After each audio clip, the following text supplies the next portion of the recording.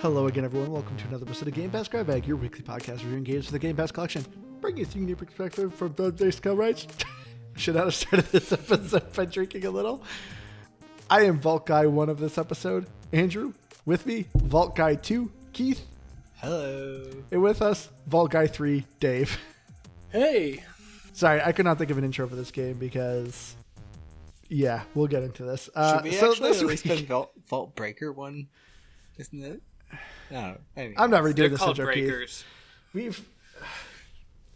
So this week we played another Keith game, and of course it's a roguelike. This time around we played Anvil, Vault Breakers by Action Square. They're not even Action Square Studio, they're just Action Square. Anvil Vault Breaker is a top-down twin-stick roguelike shooter where you are playing these unique classes where you are going around and essentially shooting aliens. And that's about it for the story. But yeah, so Anvil Vault Breaker is a single player, but you can also actually play it to up to 4 friends, going around and shoot up a bunch of bad guys and powering up your characters. But going around, Keith, why did you pick this game? Is it a gamer pass for you? I mean, I think anybody who's listened to this podcast for, I don't know, at least the last year knows that it's a roguelike, so Keith's gonna play it. It's what I do.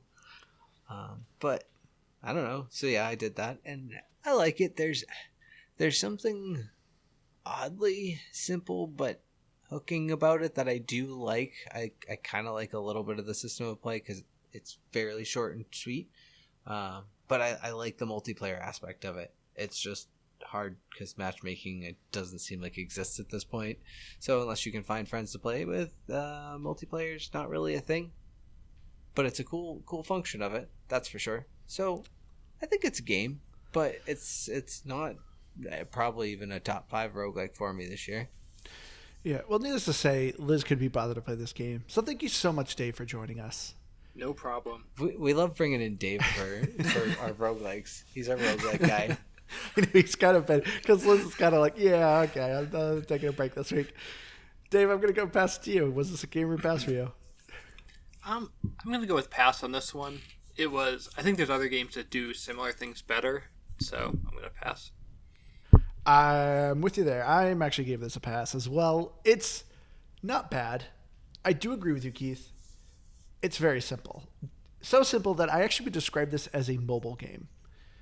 So it is a typical roguelike. It's twin-stick shooter. You essentially kind of like 3 difficulty levels, or what they call expeditions. The first one, you only go to 5 stages. Next one, you go to 8 stages. And the last one, I think, is 12 stages. Single player is just, it's very okay. It's a twin-stick shooter. You have multiple classes that have unique abilities, which is kind of cool. You play the game, progress, and earn currency to unlock these characters. But a lot of them play very similar. You know, you have machine gun guy, melee guy, and then twin gun lady. And that's about it. Like, there's different variants of them, but it's just, they're kind of the same. So I'm going to give this a pass. It's fun with friends. I will say that. I actually enjoyed playing with you guys. That was the one saving grace. It's a lot easier when you're playing with friends too. But yeah, playing single player, I got a little bored with it. So getting into the story of Anvil, Vault Breaker. It tells the story of humans, are exploring the galaxy, yada yada. They find these ancient alien relics that have great technology, but creatures and they kept saying machine gods don't want you to access them, but you don't really fight a lot of machine gods. You 90% of the time fight random creatures. I don't know. But either way, humans learn to create these robots called the Vault Breakers that can go to these planets and be just controlled remotely, so no human lives are lost, and they get to go and try to explore these artifacts. And that is it for the story. And by God, I first was excited. It came with a nice cinematic at the beginning. I was intrigued. And then the story kind of just ends. And I was really bummed with it. I forgot about the story. Yeah, I didn't know there was a story. Because it's still in preview. It is, but it doesn't feel like it's in preview. No, and I think I played like the earlier preview because I don't think it had the season pass when I first started playing the game. It didn't. I remember you telling me, you've been playing this game for a while, and I remember you telling me going, oh, they have a season pass now. Yeah, I thought it was to be a kind of cool addition. It's not very good. It's not. Yeah.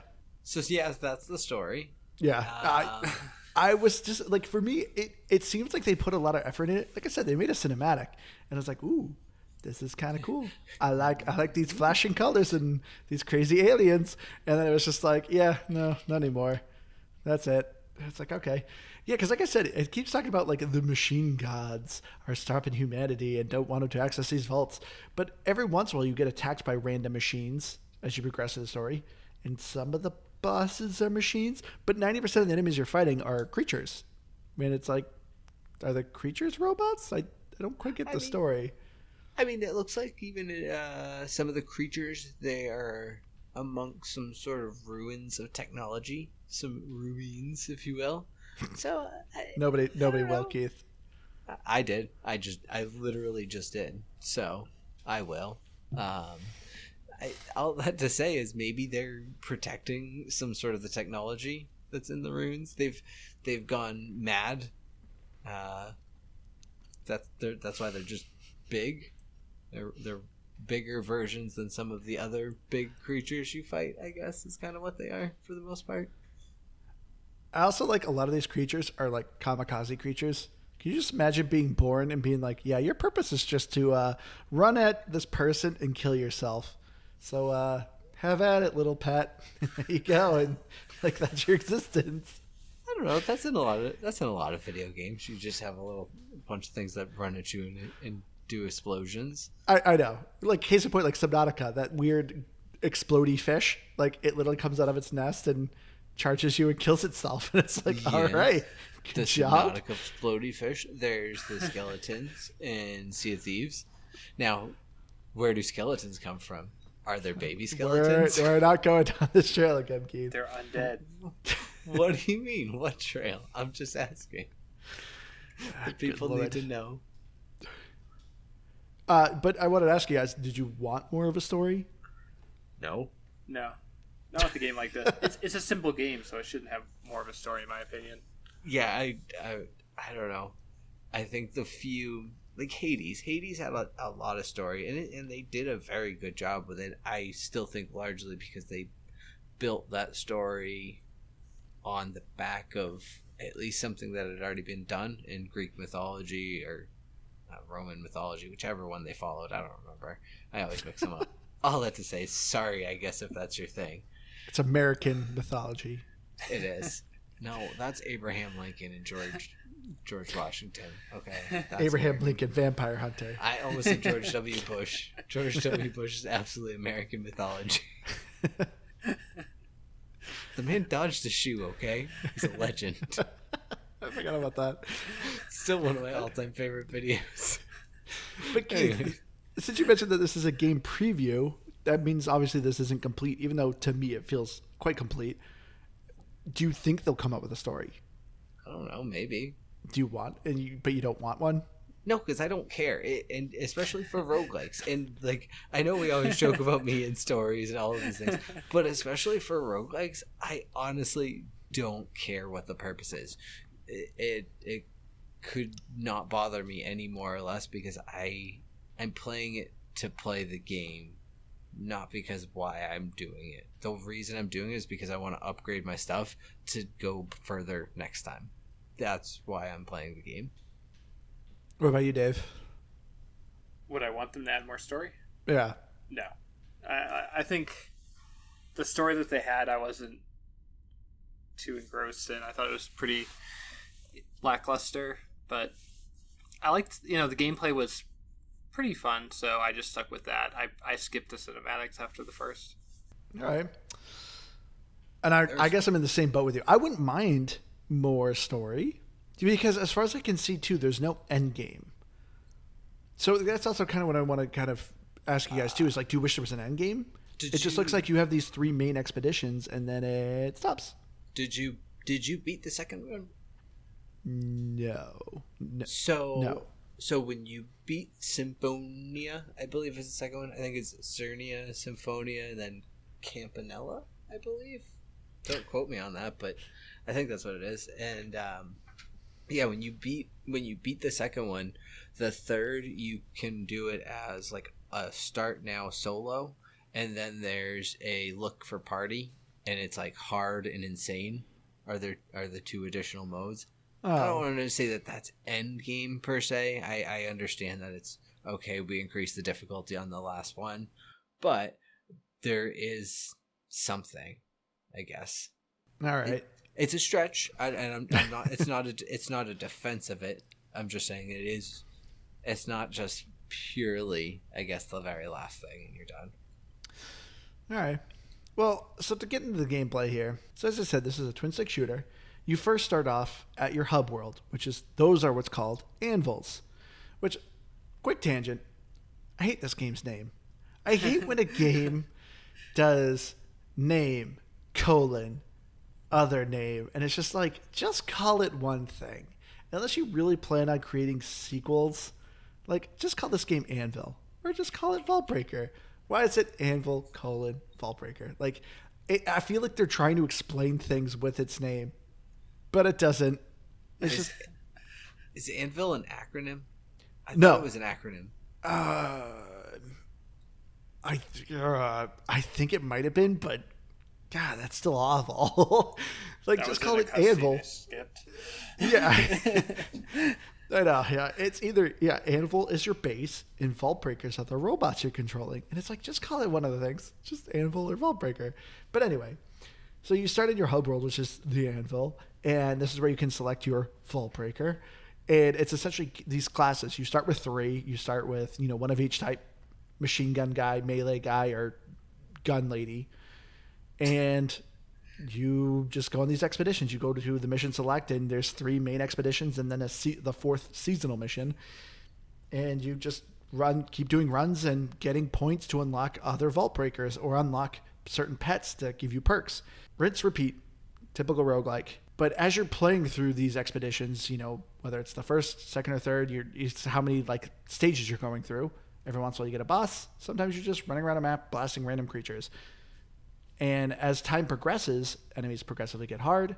So you're essentially kind of racing the clock. You want to beat the game as quick as possible or progress area as the enemies are low level. But if you take too long, they get harder and more difficult. And then you're also discovering random perks to increase your character or find new weapons that'll help improve your odds of winning the run. So, Dave, what did you think of the gameplay? Because you said it was kind of fun. Yeah, I liked the gameplay. I mean, it was a lot like other twin stick shooters that I've played, but it had some other elements that were new and different. In that it had the upgrade system, I think, that was a little bit more fleshed out. They had a lot of numbers with each. When you picked up something, it had like 5 or 6 perks each time. Yeah, this game has a lot of numbers going on. Yeah, so trying to keep track and even trying to compare things like in the moment was probably a little too difficult in my opinion. It wasn't easy to just look at it and say this is better or this is worse. It was just kind of like, it's different. Let's try it. I see where you're coming from. I feel like I don't know how many runs I went through ultimately. Oh, you're probably in the thousands. No, that's aggressive. But I think easily probably I think I've hit 100 or more, and that might be around where I'm capped at. But anywho, I kind of, like any roguelike, I kind of got to a system where I started to pick the path of what I wanted, and I know that it's all RNG, so you can't bank on getting the specific stats you want. But I found at least the way I would sort of style my runs was that I would go with like 2 or 3 specific categories that I would try to do, so you could kind of almost always find one of them. And there's so many of those relic shops that if you didn't find one in the first relic shop you wanted, just go to the next one, and usually you'd end up finding what you wanted.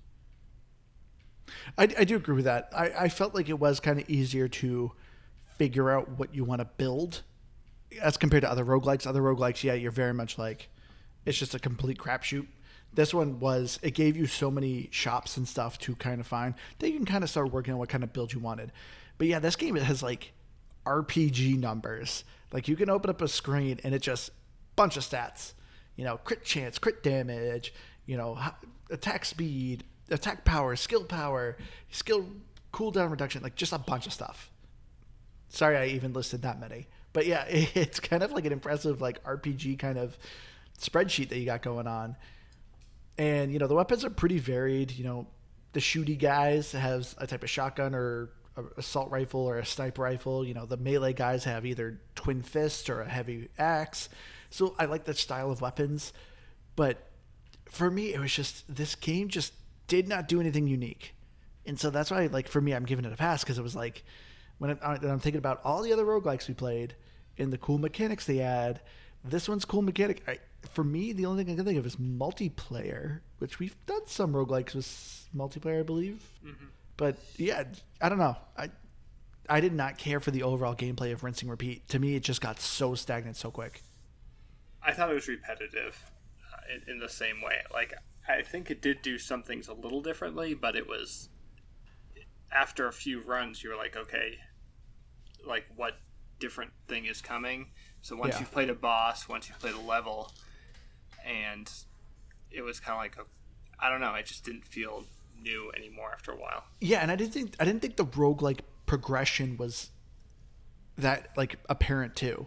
Like usually in a lot of games we played, you know, Curse of the Dead Gods, Hades, like anytime you do a run, rather how good or crappy you do, like you're getting some reward. In this game, I felt like you had to have a solid run to get a little reward.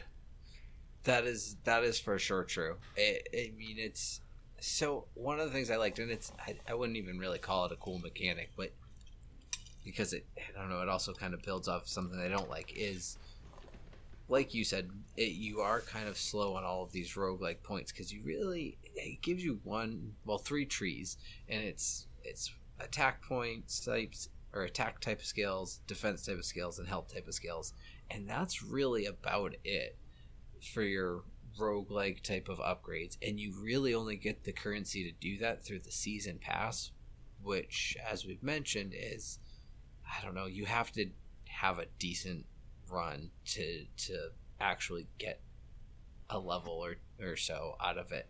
And I think it's like 100 levels, so it's a pretty substantial season pass. I actually did just see something that they had posted on the Reddit page like a week ago that they're going away with premium on the season that's pass. good. Yeah, I hated that you had to pay for a premium, especially in a game like this, and it's no disrespect to the game, but I feel like, you know, okay, Fortnite and Apex, games like that, you've afforded your premium to say, hey, we can do a premium season pass. There's extra things that you're going to want that you're going to pay us for. A game this small, out of, I think, a fairly small studio as well, like, I don't know.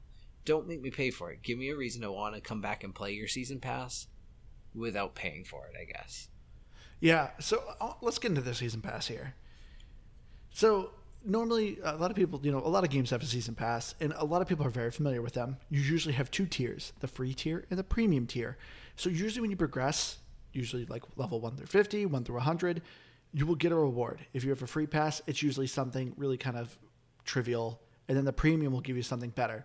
In this game, it's just one pass of 100 levels. Every once in a while, most levels are free, but every once in a while it's like, oh, you only get this reward if you're premium. So it's all just one mess of a pass. And like I said, and within the seasonal pass, as Keith said, is how you unlock your champions, how you get the currency to get the other skins. And not only that, currently at the moment, since the season's almost over, you're getting double points. Even with double points, I feel like I am snail crawling this battle pass. So I cannot imagine doing this battle pass without the double points, because already I feel like I'm going so slow. Yeah, I think I'm like level 35. I'm like 12, and I probably put a good 10 hours in this game. Well, so another thing that I found is when you beat the second exploration there, it also unlocks, so as you know, like you can vary your starting relics, and as you beat them you can unlock more slots for more relics and all of this. Well, it also opens up like legendary relics, which you only lets you carry one of, but they're actually like very noticeable changes to how you play your game. So one of them is like 50% attack speed. It's like a progressional defense that it gets up to like 85% defense once you hit a certain level of your health. So it's like these very noticeable differences that you can start to use for relics. So again, I'm not saying it, wow, the gameplay is so crazy now, but it's like, it's a game very changer. I mean, it is in the aspect, I will say, that when you want to go back and start running, like beating the first exploration level with different champions to just, you know, unlock them for more relics, it makes it a lot easier. When you start out and you're going through that with a base of 50% attack speed, it makes those first runs a lot easier, I'll tell you. Now, Dave, when we were playing this, you said in the group of that you did not notice much of a difference with upgrades. Did you still feel that way?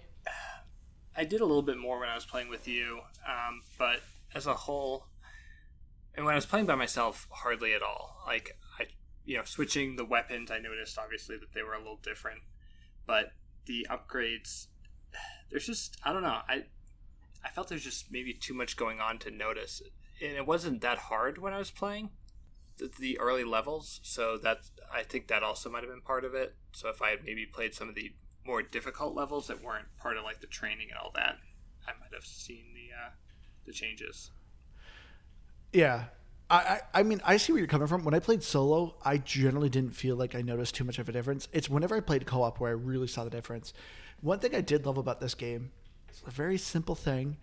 At the right side of the screen, it shows you your active DPS, or damage per second, for fellow noobs in this who listen to us. But yeah, it always kind of told you how well you're doing. And so it was kind of nice seeing that number like progressively get higher and higher. Like I remember playing with Keith, we were doing like the one of the big expedition runs, and I was capping at like 1.8 million DPS with him. And so like this is one thing I loved about Anvil is the co-op, because a lot of these character classes you're picking like work so well together. So Keith was playing Elsa, which is she was known as like the summoner. Yeah, but she mostly did ice. So I, as my character, as a melee character, I was doing a lot of relics that did extra damage to people who had a status effect. So Keith would freeze them, and I would smash them. And it was a great combo. Like, it worked really well. And so that's what I loved was the co-op. So I see where you're coming from, Dave. When you're playing single player, you kind of don't notice it. But when you're playing co-op, you definitely notice it. Well, a lot of the skills have AoE buffs for your for allies. Yeah, and they work on you too. So again, solo they help, but when you start to pair them with multiple breakers and all of these fun, these different skills, it definitely becomes more noticeable. You just casually glossed over the fact that she's named Elsa and she's the ice lady. Yeah, I actually did pick up on that until you said it. Yes, I'm so aware. Let it go, Andrew. Oh, God, I hate that you even... Come on, Keith. We're better than this. Oh, I am not better than this. But did you guys have a favorite character? Really? Any of the melee characters? Really? I thought they were a ton of fun. I thought they were fun when you're going against the random creatures. I thought they sucked against bosses. Oh, see, I actually liked them against bosses more than anything. In particular, the one that you hated, and I totally know why, was Freezing Axe guy. Freezing Axe! That guy was great because his Freezing Axe also happened to restore health, and it was so much easier to get a counter with his little shield than it was with any of the dashes. So I would just charge at bosses and just mash the left trigger until I'd counterattacks, Freezing Axe again, and I don't know, then I'd be back up to full health, smash him down a bit, and then start that cycle over again. Okay, so Freezing Axe guy is named Guillotine because he was the only guy I used, and I understand why you call him Freezing Axe, because literally every time you hit the right trigger, he says Freezing Axe. When we don't even know if he says Freezing Axe. We think he says Freezing Axe just or something along those lines. My wife made me mute the game when I was playing it because she's like, if I hear that again, I'm going to go insane. Yelling Greasy Backs for all we know. I thought he was saying Present Axe. I thought Freezing Axe. That's what I heard. But it doesn't freeze, so it makes no sense. I thought he was terrible against bosses too, though, Andrew. Because if you are trying to do his counterattack, he just does his freezing axe thing off like any which direction. It's not like necessarily at the butt. No, you can aim it slightly. It's not Yeah. great, but you can aim it, okay. and I think it's fairly good. I'm with you, Dave, though. Like, I had that same issue anytime, like, a counter would activate. I had a hard time aiming it, and it was kind of frustrating, which is a very poor feature for a twin-stick shooter. Like, that's kind of supposed to be the bread and butter of a twin-stick shooter is you're supposed to have good control, and I did not feel like I had good control with this game. But, yeah, so I'm with you, Dave. Like, anytime I did melee, like I said, I thought they were awful with bosses because there was some bosses that just would shoot a billion bullets. This game was kind of a bullet hell game. Like, there would just be a ton of bullets on the screen that you'd have to try to dodge or use your survivability skill to try to avoid. But yeah, if you're melee, you're obviously right in front of the boss, and some of them hit like a truck. There's some bosses. I want to get more of your thoughts on the bosses, but the bosses overall, I thought some of them were absolutely awful.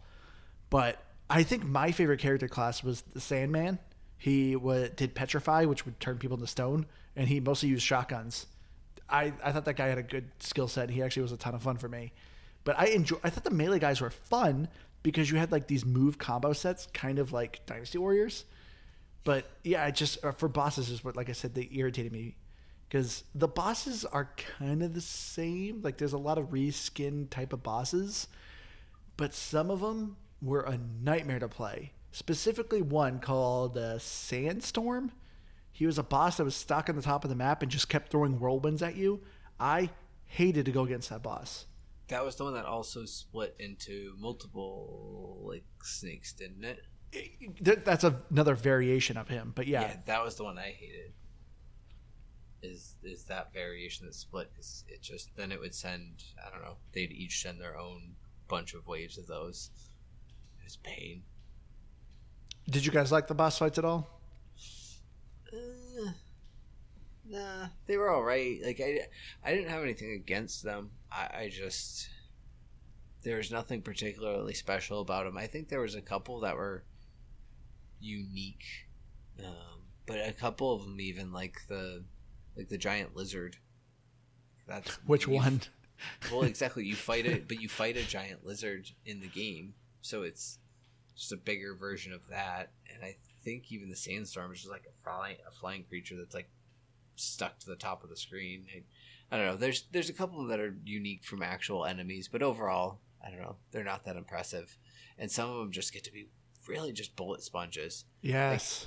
Like I don't know. You'll fight some on the earlier levels, and it's like, I don't know, my DPS is like 3,000 DPS, and I just chew it down, fine, no problem. And then next thing you know, 4 worlds later, I'm doing 100,000 DPS, and it's just barely. Yeah, it's like even slower. Like, what is happening? Like, how much damage does this thing take? So I kind of don't like that. And then really, yeah, it'll go from they're not hitting me to boom, one hit, dead. And I'm just like, well, I was doing good, and I didn't even have a chance to do anything. You just one hit me. So I didn't care for that aspect of the bosses. But I don't know. I didn't find it happen enough that I hated them. It was just like every so often. I can see why they included them. I mean, just because they needed something different from the typical levels. Yeah. But yeah. So for Keith, you said level 35 in the battle pass? Yeah, something in that ballpark. So with like basically only 2 types of level variations, what kept you coming back? Just out of curiosity. I agree, Dave. I want to know too. I mean, realistically, I don't know. Okay. I like the weapon sets. Like, I think they're fun and interesting enough that I like them. And I don't know. I guess kind of going back to where I felt like I could, to a certain degree, control pretty well how I built out each of my runs. That, well, there's absolutely some random aspects to it. I have enough control that I felt like I could have a little bit more fun with it in that aspect. But it is also it's a nice aspect of a roguelike because it is one that I don't know, after like an hour or so I'm like, I kind of got to put this down. Like sometimes with roguelikes I get way too hooked in and I'll play for like 3-4 hours straight. This is one I'm like, I actually kind of want to play. I feel like I need to take a break, go hop on another game, or just be done. See, this is what I said at the beginning of like why I feel this is like a mobile game, because I can see where you're coming from. Like, I could pick this game up in a month, play an hour or two, still remember how to play the game, and just be done with it. Like, and that's essentially how a mobile game is. It's not like, oh, I need to focus a bunch of time in this. It's very much something you can sit down, forget, then pick up a little bit. You know, you and your friend have some time off, don't know what to play for co-op. Heck, play this for a little bit, and you guys are good. Go to the next game. So, like, I could kind of understand a little bit, but for me, it was just like such a slow progression. I enjoyed the character classes, but it was just I totally understand why you asked that question, Dave, because I couldn't see much reason to go back, especially if I'm playing solo. I had fun playing with you guys, but solo, meh. But one thing that definitely made me want to get away from this game as quick as possible is the stinking audio. I hated this game's audio. We already kind of alluded with it. Every time your character uses an ability, they say something. Every time. And it's the same line. Every time. And my God, did that get annoying. Yeah, I didn't love that. I don't know. There's a weird thing though, because I guess I played Guillotine enough, and so I think you kind of get this, Dave. It like helped me have a little bit of rhythm to how I played with it. No, definitely. And I don't know how to explain it. Like if I had gone too long without a freezing axe, like I'm probably in trouble right now. Things are not going as planned. This game, okay. Why do they have even voice lines? These are supposed to be robots. Why are they saying things? Like, all right, so they're trying to intimidate the aliens, Andrew. Which is weird because they're creatures. They can't even speak English. How do you know this? Like, there was another line. What was his name? I think the jungler, was his name. He set down landmines. I had no idea. I legitimately thought he was speaking French. I almost feel bad for you. He sets down landmines. I think Keith, you were the one who pointed out where I think he says "unfortunate for you," but I legitimately thought it was just French, and I thought he was just saying something in French. And then you pointed out that he says "unfortunate for you," and I'm like, "Oh, okay." But they're creatures. What's so unfortunate about them? Well, I mean, another thing that I will say about the audio is I'm surprised that you couldn't hear what they were saying, because it is extremely loud. I think I turned the master volume on this game to like 10%, and I'm still like, holy crap. Everyone's just screaming. There's explosions. It was like, here's master volume 1. Here's master volume 100. They're the same volume. So, highly do not recommend headsets for this game. No, because unless you're super into butt rock, if you the soundtrack's butt rock on top of that. If you love a good chugging guitar, man, it's this game for you. And put in the headphones and put it on full blast. Honestly, probably turn off all of the other sounds because you just want to hear that sweet riff of a chugging guitar. Now we know why Keith came back. Yep. What's up, butt rock? I think and the more I listen to it, the more I realize I was wrong. But there is one of them that still sounds just like Slay the Spire to me. It just gets a little bit more. It gets a little more intense, but it sounds just like Slay the Spire. This is another thing I wanted to bring up. Is this game going to exist in a couple months? Because my God, I feel like this game is covered in copyright things. So, as you said, yeah, it has soundtrack that sounds very similar to Slay the Spire. But not only that, it has some art style that's very reminiscent of other games. Specifically, there's every once in a while you get a mission to defend a base.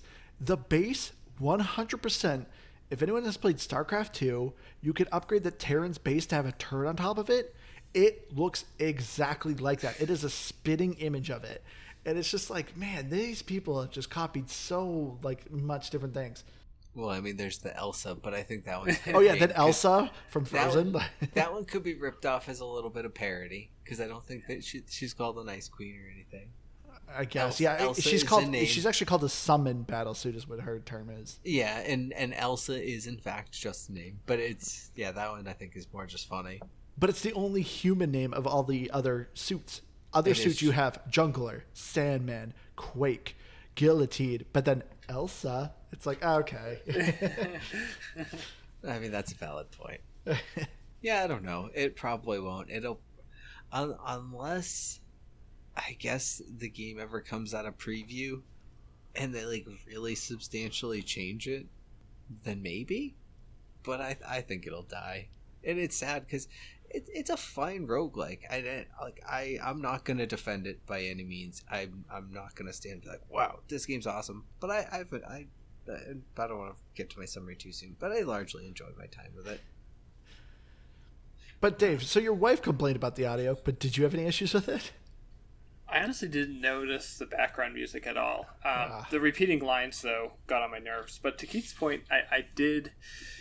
There was a gameplay element to them, almost like an indicator in a way that's like, oh, either I hit this or I wasn't hitting it enough. That you're kind of like, oh, I haven't heard that line in a while. I need to do this. So, I haven't been annoyed recently. This audio. So going though into graphics though, did that do anything for you guys? No. And again, how is this a game for you, Keith? Even you are very negative with this. I think it's just my love for roguelikes. I don't know. I have a problem. I need to seek help. One of these episodes, Roguelike's Anonymous. Seriously, no. One of these episodes, you guys are going to tell me that we're doing a roguelike, and I'm going to sign on, and it's just going to be an intervention. It's going to be like everyone who's ever been on this podcast. And I'm like, Keith, we need to talk to you. Even our listeners, like, hey, we're sick of listening to roguelikes. And you'll be no, it's forever roguelikes. Yeah, I think I just have a problem. But no, the graphics were mediocre. Like they weren't bad in any way. They were just bland. It was like 3 biomes, which came with the same sets of enemies in every single one. You got a metal planet, a sand planet, a swamp planet, and a fire planet. Yeah. And then your bosses are like some varying degree of the same thing based on the element that they are. Mostly, largely. I will say I like the design of the battle suits or the vault breakers. Yeah, and actually on that same Reddit post, just they were showing like a preview of the new breaker, and it was like the shiny red suit, and he had 2 swords. So it was like it kind of looked like the shooty female bots, but it was a male one looking kind of with swords. He's a stabby type. Yeah, he looks like an angry stabby boy. So, I mean, I guess that in theory would introduce new weapons, though, because it would be like swords and stuff. So, I'll give them that if they're going to continue adding weapons and characters to the game, it could have some potential. But I don't know if you guys dabbled with it at all or looked into it. Did you realize you could actually unlock cosmetics and change the cosmetics of your vault breakers? Yeah, I thought you had to mostly get them on the premium pass. It looked like there was a couple that you got. I just never paid attention because they were cosmetics. I found them so underwhelming. They, for the most part, were color variations. And I was like, why would I spend money on this? I don't know, maybe you're super duper into it. I was waiting for you, Keith, to be like, I bought all of them. I bought the premium pass, guys. No, I want to be out there with like a chicken head. Give me some wacky. My wacky stuff. That'd be fun, especially if you're gonna do cosmetics in a game. I don't know, really just about any game. It's something that I guess I will give to Fortnite is they have tons of like just out there cosmetics. So if you're gonna do it right. Yeah, people love the wacky stuff. Yeah. I wanted to ask though. So this game lets you actually match with random people. I tried a couple of times and I was never able to connect with anyone. Did you guys try it all? I did a bunch of times. I had it work once, like a while ago. I think we got pretty far, but I think we ultimately ended up losing. I can't remember. But yeah, I did have it work one time successfully. I never tried. You you're like, don't want to play with random people. Screw these people. I don't even want to play this game by myself. I don't want to play with people I don't know. And I can't tell if it was because nobody plays the game or the servers don't work well. But I couldn't tell. My guess is it's that there's people not playing it. And really... So why did you pick this game, Keith? Who wants to listen to this? Other people who may play it. But we're so mediocre about it. Tens of listeners are going to be intrigued by this. By the passes from me and Andrew and yours, it sounds like it should be a pass. In my very meek game. Yeah. My God. There literally could be a game that's like a racist hot garbage, but it has roguelike elements, and Keith would be like, ooh, boy. Hey. Take out the racist and maybe the hot garbage and we'll talk. Although I don't even know if it's still on there. I think it's Crown Trick is the name of it. I can't remember. There's a roguelike on Game Pass, or was. I played maybe 5 minutes and I went, woof. And I never tried it again. I am now interested in this game. If this is a game that even Keith hates, and it's a roguelike, that's got to be a special level. I kind of want to try that out now. I have to see if it's still on there if I can. Yeah, I just lost my train of thought. Well, oh yeah. So I was going to transition us here, which makes it a bad transition because I'm announcing it. But my other reason that I just don't think a lot of people are playing this game is I think every single achievement in this game is like, oh, rare achievement, and literally all the achievements are beat this level with this character, beat this level with that character, beat this other level with that other character, and that's all you have to do. There's no secrets. There's grinding in that aspect, but outside of that, that's it. So I just don't think anybody's intuitive either. I don't think anybody's beating it with any of these characters apparently, and not because it's too hard to, but because I just think they're not doing it. And this brings me to another point, Keith. Now that you bring up achievements, yeah, that's literally all the achievements it's 4 achievements for each class. Beating these certain things. I did one for Quake, who is currently in the battle pass, and I did it. It's achievement unlocked. Worth 0 gamer score. I was pissed. It's like, are you kidding me? You came with a new character, made achievements for it, and it's worth 0? Oh, I was not happy about baloney. That. I was kind of annoyed with that. They didn't even add gamer score. Do you think Microsoft makes you pay for more gamer score for your game? I highly doubt that. Feel like that's gonna be an extra $10 per month to host your gamer score on our servers. As I say, we don't have Liz here, so I didn't look up my score, but I think I was at like 110. I'm guessing neither of you guys are much past that. If Dave, if you have any, I got one with Andrew. I got one. Nice. I got an achievement. So, did you struggle with this game single player, Dave? No, it wasn't hard. You just didn't want to play it. I just got bored with it, if I'm honest. I mean, which is kind of what we've talked about. Is I play a certain amount of it, but I was like, that's after 30 minutes, I'm like, okay, it's a twin stick shooter. It's fun for a little bit, but I once did on it for 2 hours. You did what you came to do. Yeah. You've officially talked about it longer than you've played it. Not yet. I played Give it 10 more minutes. I think 2 hours total. So yeah, I think that's a fair amount. I put 10 hours, and yeah, I'm at 70 gamer score. So yeah, I do not recommend this game for achievement hunters. Heck, I barely recommend this game. I don't think I recommended it at all. I feel like the more I'm talking about, the more I'm like, God, this game just kind of irritated me. Like I said, this game for me just felt very much like a mobile game. If I had this on my phone, like me and Dave, me and you have played a good amount of like mobile games. We'll be like, hey, let's play, League of Legends or Apex on mobile or Diablo. Like, I don't mind doing that. And to me, this is exactly what this game felt like. I'd like it on a mobile game, honestly. Yeah. It's graphics would have been good for mobile. Yeah, I mean, it's about the same par. If only Xbox would do like cloud play on your phone, that would be awesome. Then you can play this game mobile.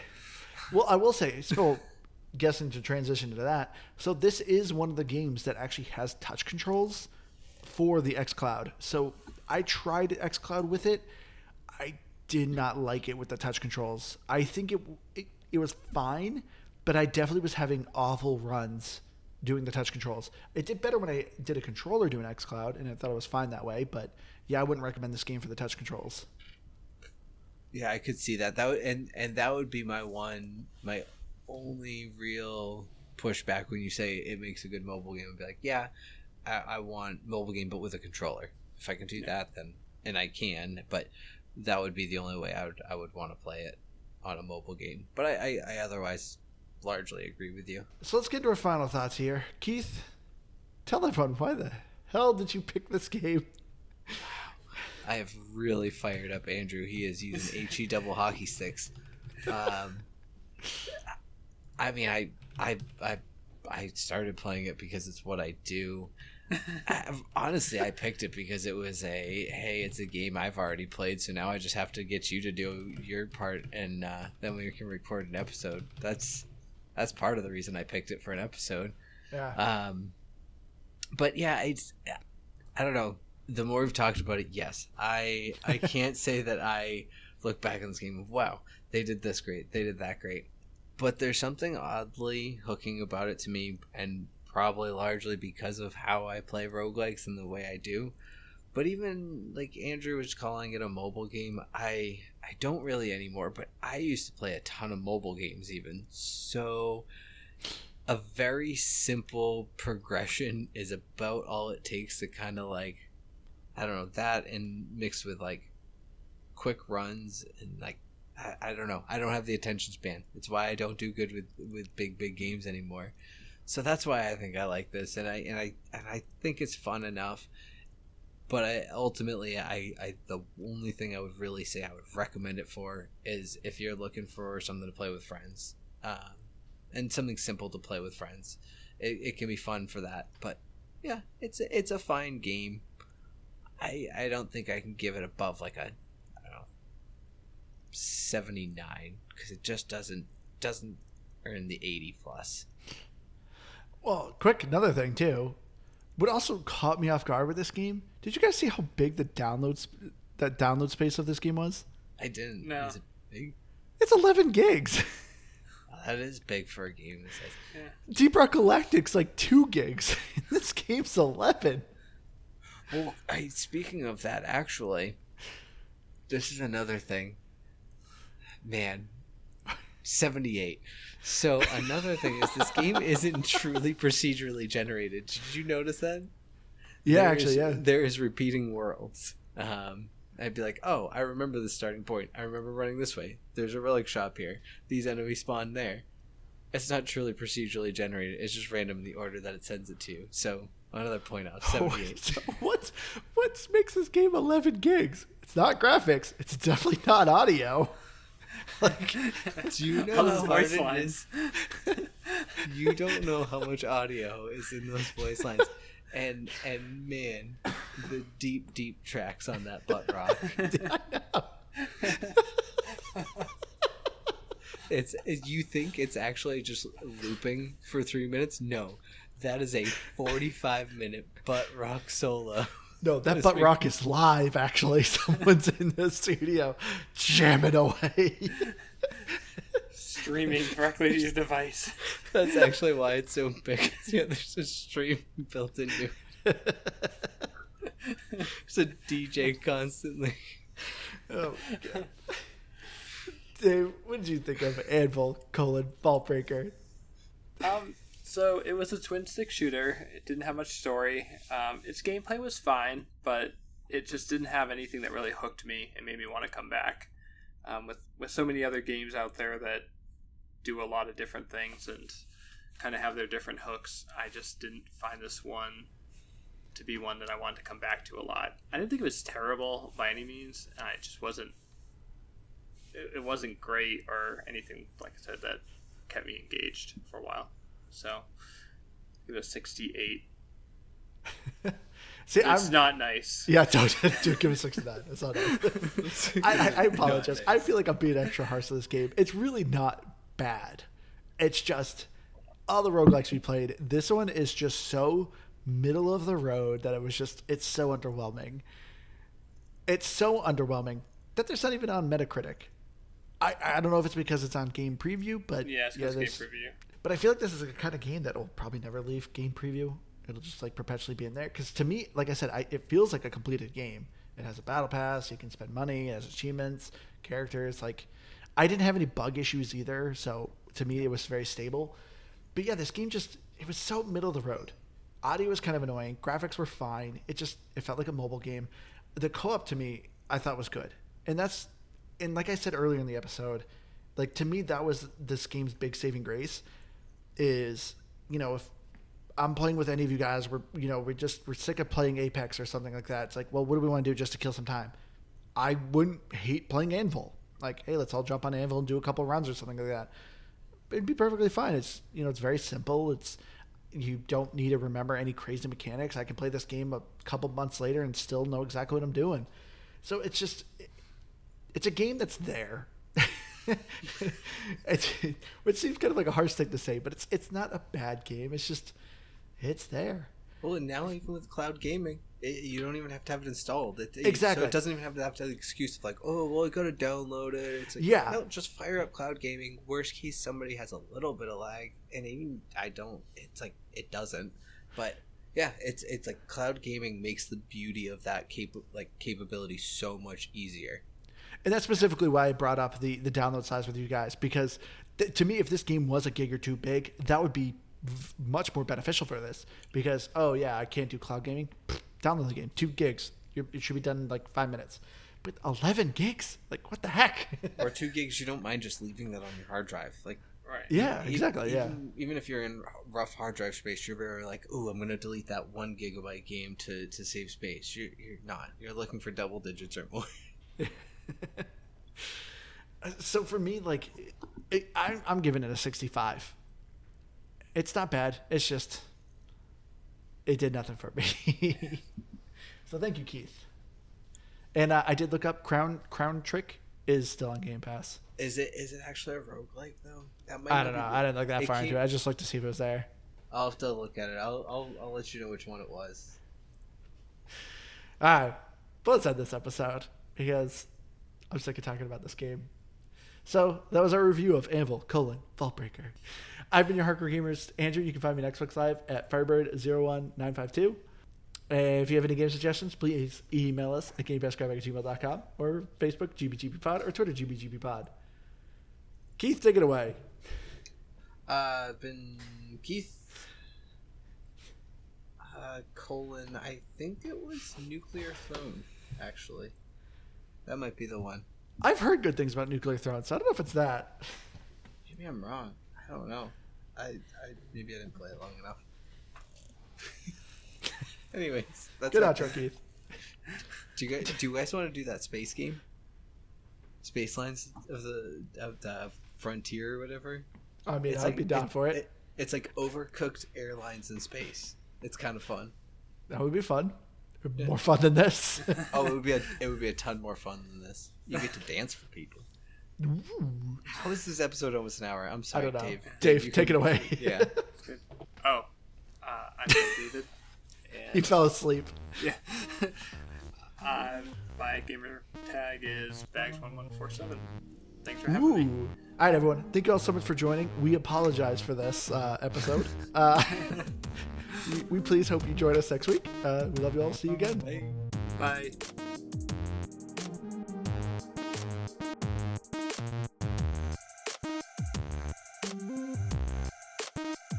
Bye.